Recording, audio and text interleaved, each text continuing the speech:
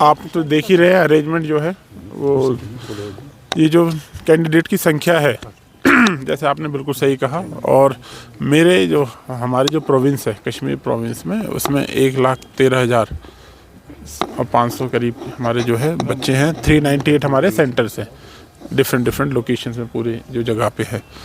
इसमें इंतजामात के हिसाब से कि इन्विजिलेटर हो, एक स्पेशल ये किया गया है फ्रिस्किंग पॉइंट पे ही एक स्पेशल सुपरवाइज़र भी इस बार लगाया गया है। एग्ज़ाम फ्री एंड फेयर तरीके से एग्ज़ाम हो, ये हमारा जो है मेन उद्देश्य है। और फेयर एग्ज़ाम होना तो हर कोई डिज़र्व भी करता है। और इसी तरीके से हमने जो इंतजामात यहाँ पे किए हैं, जो इनके लिए छोटा जो मोबाइल वगैरह लाने की इजाज़त नहीं थी, तो जो भी अगर बैग वैग लाए तो उनके बाहर यहाँ पे रख दिए गए हैं। मैंने भी अंदर जाके देखा है, बाकी सब व्यवस्था ठीक है। बच्चे अपने मुतमईन होकर सब अपने पेपर को कंसंट्रेट कर रहे हैं।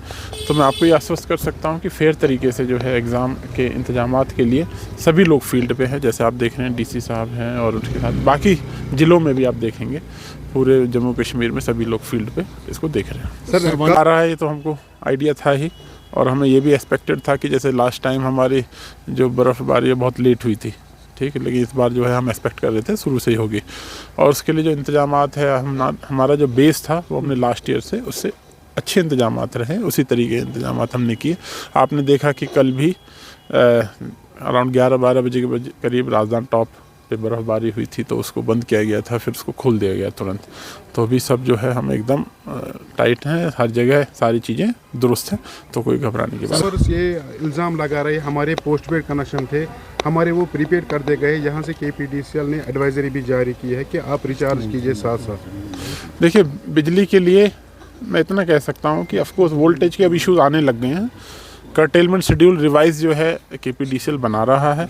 आपको सबको पता है कि हमारे सोर्सेज ड्राई होने की वजह से उस पर बहुत इफ़ेक्ट आ रहा है। हार्श विंटर होने वाली है, इसमें कोई शक नहीं है। इसके लिए रिक्वेस्ट ये है कि जो ट्रांसफार्मर, जो मेन इशू आता है हमारे, जब ट्रांसफार्मर बर्न डाउन हो जाते हैं, उससे जो है डिस्ट्रेस कट तो एक्चुअल में उसकी वजह से ही लगता है। ऐसा ना हो तो उस समय जो हमारे कंज्यूमर है उनका हमें बहुत ताउन उसमें चाहिए होता है, ताकि वो सही तरीके से यूज़ करे, जो लोड है उसको यूज़ करे, और जो क्रूड इंस्ट्रूमेंट है उसको ना इस्तेमाल करे, जिससे कि आग लगने का खतरा होता है। वही देंगे, कमीशन देगा। यार इसका जवाब मैं नहीं दे पाऊंगा, मेरे सिलेबस से बाहर है भाई। सर पिछले साल जो हमने पावर कट्स देखे, क्या हम उम्मीद करें इस साल उतने पावर कट्स नहीं होंगे? मेरी तो पूरी उम्मीद है कि इस बार इतने नहीं होंगे। जैसे मैंने कहा कि हम लोग भी इसके लिए, और हमें जैसा सहयोग मिलेगा। अनशेड्यूल्ड डिस्ट्रेस कट भाई तभी होते हैं जब कोई एक्स्ट्रा, जब आप उसमें ड्रॉ करते हैं। मेरे पास ऐसे मौके हैं, मेरा ट्रांसफार्मर जल गया, मैं वापस लगाता हूँ, वो तुरंत जल जाता है, फिर आप उसे कैसे करोगे? तो उसमें तो सभी का फिर हमें सहयोग चाहिए। देखा है, अभी मैं अगेन एग्जांपल दूंगा, पीछे बर्फ़बारी जब हुई थी, बंद हुआ, फिर उसको खोल दिया गया। एक अनफॉर्चुनेट इंसिडेंट जो मीडिया में काफ़ी वायरल हुआ ऐसा इंतजामात, उसकी तो इंक्वायरी हम कर ही रहे हैं, बट ऐसा ना हो उसके लिए और पुख्ता जो है हमने इंतजामात करने के लिए कहा है कि ऐसी हम न्यूज़ ऐसी बर्दाश्त नहीं करेंगे कि जिस तरह का वो वायरल इंसिडेंट अनफॉर्चुनेट जो हो रहा था, उसकी पूरी डिटेल इंक्वायरी चल रही है, किसकी क्या कमी रही उसमें। थोड़ी कमी उनकी भी थी कि उनको बोला गया था आ जाएं, थोड़ी मैं मानता हूँ हमारी भी थी कि वो एम्बुलेंस जो है उस समय टाइम पे कैसे रह गई, क्या नहीं रहा, उसको भी हम देख रहे हैं।